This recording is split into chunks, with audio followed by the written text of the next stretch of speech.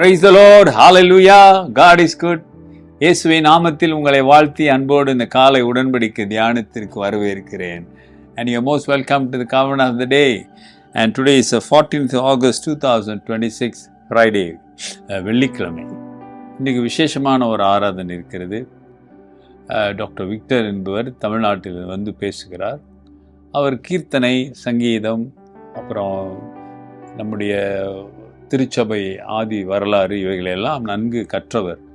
ஆகவே நாளைக்கு சிறப்போடு அவர் அந்த ஆராதனையிலே கீர்த்தனைகளை குறித்து பேசி பாடி கர்த்தரை மகிமைப்படுத்துவார். வந்து கலந்து கொள்ளுங்க. நிச்சயமாக ஆண்டவர் அவருடைய ஞானத்தினாலே உங்களை நிரப்புவார். ஹல்லேலூயா.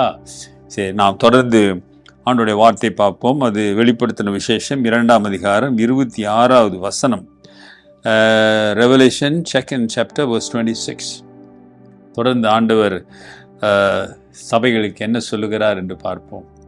And who overcomes and keep my words until the end, to him I will give power over the nations. Hallelujah. ஜெயங்கொண்டு முடிவு பரியந்தம் என் கிரியைகளை கை கொள்ளுகிறவன் எவனோ அவனுக்கு நான் என் பிதாவினிடத்தில் அதிகாரம் பெற்றது போல ஜாதிகள் மேல் அதிகாரம் கொடுப்பேன். அல்லேலூயா. நான் எப்படி பிதாவினிடத்திலிருந்து பெற்றோனே அதை போல இந்த உலகத்தில் ஜாதிகள் என்றால் இனம், மக்கள், நாடு, அவைகள் மேலே அதிகாரத்தை நான் கொடுப்பேன். To him I will give the power over the nation. அருமையானவர்களே, யாருக்கு அவர் கொடுப்பாராம் இந்த அதிகாரத்தை? ஜெயங்கொண்டு சோதனை, வேதனை, கஷ்டம், கள்ள போதனைகள், தப்பான காரியங்கள், பாவங்கள், கர்த்தருக்கு எதிர்மறையான விரோதமான இவைகளெல்லாம் விலக்கி ஆண்டவருடைய போதனைகளை நிலைத்திருந்து ஆண்டவருக்கு பிரியமான வாழ்க்கை வாழ்ந்து பிசாசின் தந்திரமான காரியங்கள் எல்லாம் ஜெயம் கொள்ளுகிறவன். The person who overcome all kind of tribulation, problems, temptations, evil, everything, those are overcomes. அதை மேற்கொள்ளுகிறவர்களுக்கு முடிய பரிந்தம் கிரியைகளை கை கொள்ளுகிறவனே எல்லாம் கை கொள்ளுகிறவன் எவனோ கடைசி வரைக்கும் உன் மூச்சு, உன் வாழ்விலே, உன் உயிர், இந்த ஜீவனை, உன்னுடைய உயிர், இந்த ஜீவன் இந்த சரீரத்தில் இருக்கும் வரை, விட்டு போகும் வரை நீ ஆண்டவருக்கு உண்மையா இருப்பாயானால் நான் என் பிதாவினிடத்திலே அதிகாரம் பெற்றது போல. அல்லேலூயா. என்ன அதிகாரம்? நேசகுமாரன், இரட்சகர், மீட்பர், பாவங்களை மன்னிக்க வந்தவர். அவர்தான் வழி, வாசல், ஜீவன், எல்லாம். பிதா அவருக்கு எல்லாவற்றையும் கொடுத்து விட்டார். அவர்தான் பிதா. அவர்தான் சொல்லிட்டு என்ன சொல்றாரு? போல ஜாதிகள் மேல் அதிகாரம் கொடுப்பேன். அருமையானவர்களே, இன்றைக்கு நன்றாக கவனித்து பார்த்தீர்களானால் உலகத்தை ஆண்டவர் அநேக நாடுகளுக்கு அதிகாரம் கொடுத்திருக்கிறார். I am talking about Christian country. கிறிஸ்தவ நாடுகள், இயேசுவை ஏற்றுக்கொண்டு ஆளுகை செய்கிற நாடுகள்.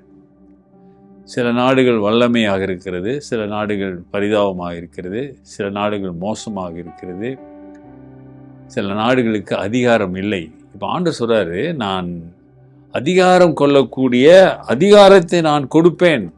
ஆமாதானுங்களே, ஜாதிகள் மேல் அதிகாரம் கொடுப்பேன். எல்லாரையும் அதிகாரம் என்றால் கடவுளுக்கு இருக்கிற அந்த அதிகாரத்தை போல அவருக்கு உண்மையா இருக்கிறவர்களுக்கு அந்த அதிகாரத்தை கொடுப்பாராம்.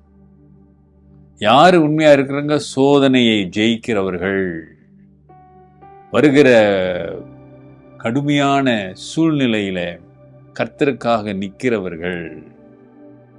எப்படியாப்பட்ட சோதனைகள் வந்தாலும் அவைகளெல்லாம் இயேசுவின் நாமத்திலே ஜெயித்து கடைசி வரைக்கும் விசுவாசத்தை காத்து கொள்ளுகிறவர்கள். பிரதர் சிஸ்டர், அவர்களுக்கு ஆண்டவர் சொல்றார், நான் என் அதிகாரத்தை, ஆளுகை செய்கிற அதிகாரத்தை கொடுப்பேன். இன்னைக்கு ஆளுகை கொடுக்காமல் இருப்பதற்கு காரணம் என்ன? அப்படி யோசிக்கிறேன். Why the Lord is not given us the authority? Because you are not sincere, you are not committed. நீ ஆண்டவருக்கு பிரியமான ஒரு வாழ்க்கை வாழாததுனால உனக்கு ஆண்டவர் அந்த அதிகாரத்தை கொடுக்கவில்லை. நல்லா யோசிச்சு பாருங்க. அதிகாரம் என்பது பெரிய அளவு சொல்ற ஒரு சின்ன ஒரு குடும்பம், ஒரு குழு, ஆமா தானே? அது எல்லாவற்றிலும் ஆண்டவர் அதிகாரத்தை கொடுக்கிறார். அதை நீ ஆண்டவருக்கு மகிமையாக. ஆண்டவர் சொல்றார், யாருக்கு நான் கொடுப்பேன் சொல்றது, அதை யோசிச்சு பாருங்க. யாருக்கு கொடுப்பேன்? எனக்கு கீழ்ப்படிந்து சாட்சியா இருக்கிறவர்களுக்கு நான் அதிகாரத்தை கொடுப்பேன். கர்த்தர் கொடுப்பாருங்க. எனக்கு ஒருத்தன் ஊழியம் செய்தால் நான் அவனை கனப்படுத்துவேன். பிதாவானவர் கனப்படுத்துவார். அதிகாரத்தை கொடுப்பார் ஆண்டவர்.